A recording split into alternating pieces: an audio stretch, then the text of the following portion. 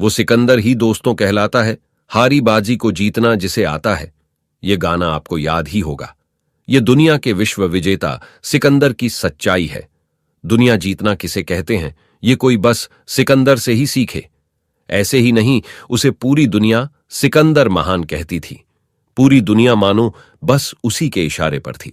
सिकंदर भी युद्ध में जिससे प्रभावित हुआ वह थे भारत के राजा पोरस।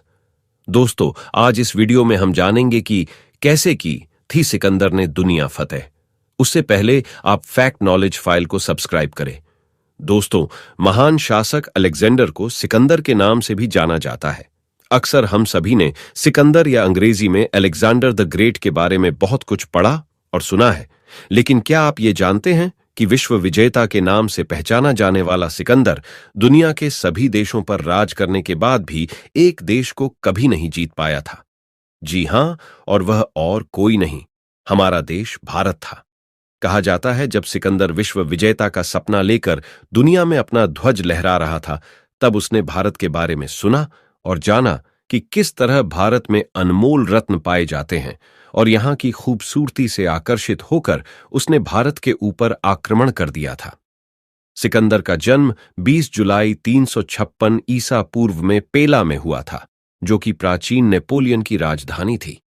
अलेक्जेंडर फिलिप द्वितीय का पुत्र था, जो मैक्डोनिया और ओलंपिया के राजा थे, और इसके पड़ोसी राज्य एपिरुस की राजकुमारी ओलिंपिया उनकी मां थी।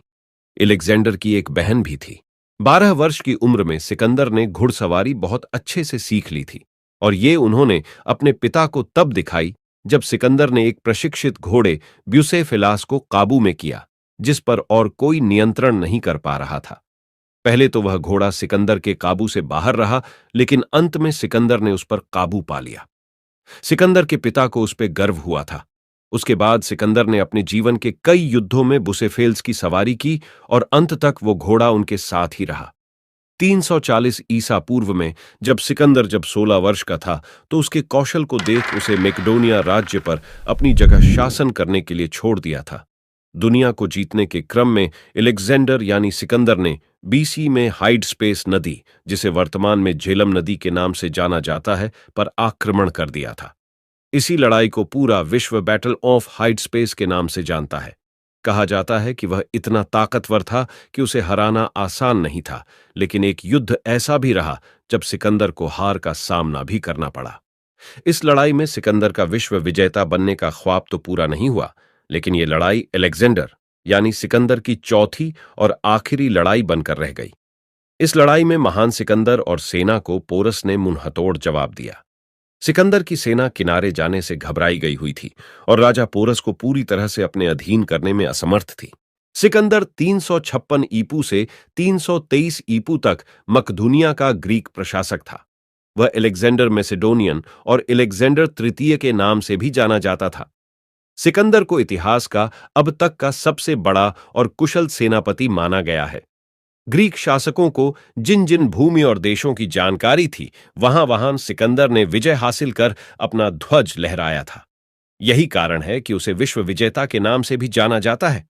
सिकंदर ने अपने शासन में ईरान, सीरिया, मिस्र, मेसोपोटामिया, फिनीशिया, जूदेया, गाजा, बेंक्ट्रिया और पंजाब, भारत का कुछ हिस्से पर विजय हासिल की थी। बताया जाता है कि विश्व विजेता सिकंदर ने भारत में भी अपना शिकंजा जमाने की कोशिश की थी, लेकिन पंजाब के राजा पुरुवास या राजा पोरस ने सिकंदर को मात दे दी। विश्व विजेता सिकंदर ने भारत में अपनी विजय हासिल करने के लिए सिंध प्रांत पर आक्रमण किया, जो कि शायद उनकी सबसे बड़ी भूल साबित हुई। उस समय सिंध प्रांत यान आज के पंजाब के राजा थे पुरुवास। पोरस भारत में जन्मे इतिहास के बहुत बड़े योद्धा थे, जिन्होंने आज तक कभी कोई युद्ध नहीं हारा था। राजा पोरस पोरवा राजवंश के वंशज थे, जिनका साम्राज्य पंजाब में झेलम और चिनाब नदियों के बीच था। अपनी पिता की मौत को बाद वह ग्रीस के मैसेडोनिया के सिंहासन पर विराजमान हो गया। पर्शियन साम्राज्य पर जीत हासिल करने के बाद सिकंदर ने उत्तरी भारत में अपने पंख फैलाने का प्रयास किया। वह विश्व को जीतने के क्रम में भारत पर भी अधिकार जमाना चाहता था। इसी कारण उसने राजा पोरस को घुटने टेकते हुए हथियार डालने का संदेश भेजा, लेकिन साहसी पोरस ने ठुकरा दिया।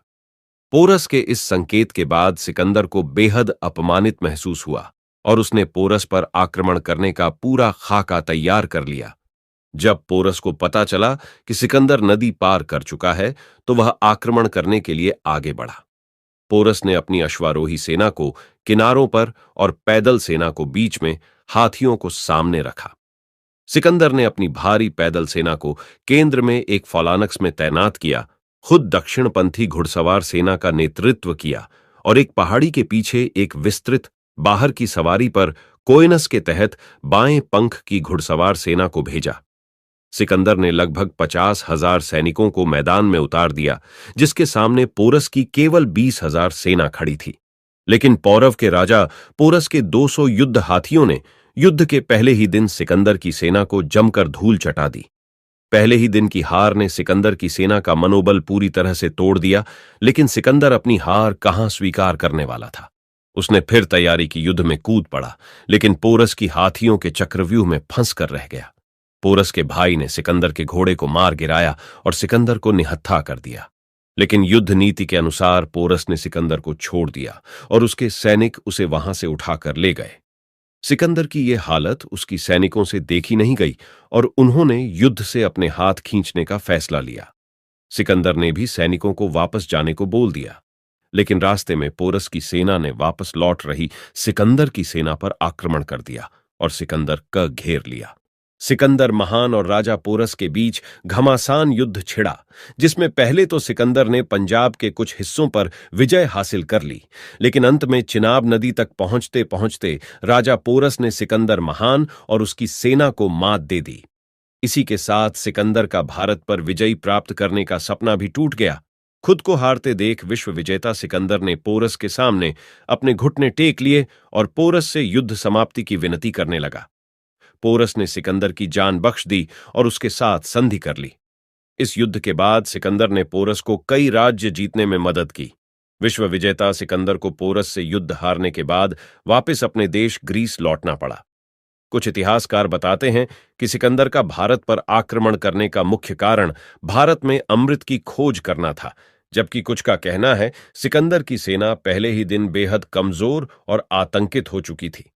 भारतीय सेना में सिपाहियों तक के पास हाथी होने के कारण उन तक कोई नहीं पहुंच सकता था, तो राजा तक तो पहुंचा बहुत दूर की बात। वहीं दूसरी ओर अपने हठ के कारण सिकंदर अपनी सेना का बचा हुआ टुकड़ा लेकर युद्ध भूमि में घुस गया। वहां राजा पोरस के भाई अमर पोरुवास ने सिकंदर के घोड़े को गिरा दिया, जिसके बाद सिकंदर ने जब सिर उठाकर देखा तो राजा पोरस अपनी तलवार लिए खड़े थे। लेकिन राजा पोरस ने निहत्थे पर वार करना उचित नहीं समझा और तभी सिकंदर की सेना उसे वहां से भाग खड़ी हुई। सिकंदर ने अपनी जिंदगी की पहली और आखिरी हार का सामना किया। विश्व विजेता सिकंदर महान को अपनी इस हार की चोट इस तरह लगी थी कि उन्होंने अपने देश लौटते रास्ते में ही दम तोड़ दिया। वीडियो अच्छी लगे तो लाइक, शेयर और फैक्ट नॉलेज फाइल को सब्सक्राइब करें।